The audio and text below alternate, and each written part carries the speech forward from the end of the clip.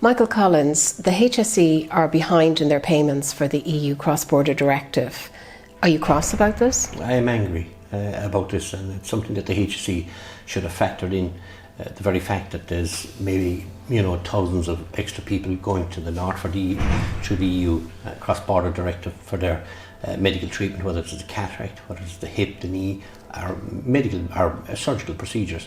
They should have factored in that this has grown and grown over the last number of months, and they haven't.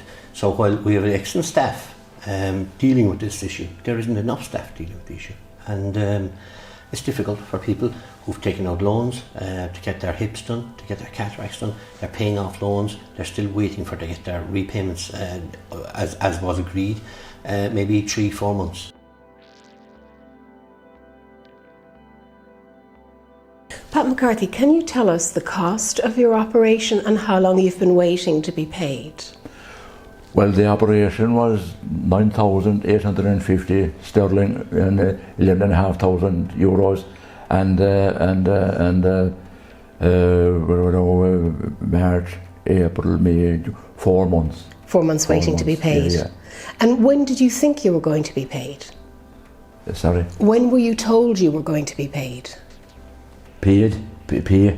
Well, the first because Michael Collins had that cross-border compliance with the HSE, and you get what they call a bridging loan, and the HSE it refund 90% of the cost.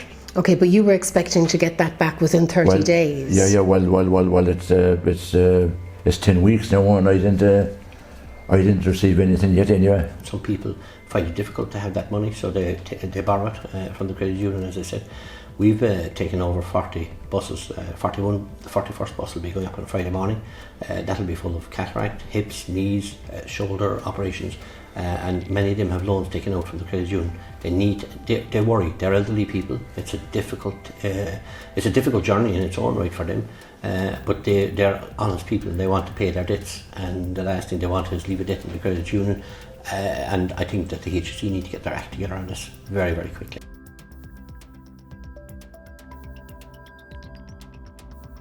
Well, the only thing about it is I hope it will come soon, because like the interest, it'll rise. Like, I don't know. Well, there was an agreement with the credit union, but they took it in good faith that the HSE money would refund. Okay, now the HSE have come out and said that they're willing to put in additional telephone lines so that there will at least be somebody to answer the phone. Do you think they need more staff? I think they need more staff. As I said, those who are dealing with payments through the cross-border, we found them to be second to none, but they're under massive pressure.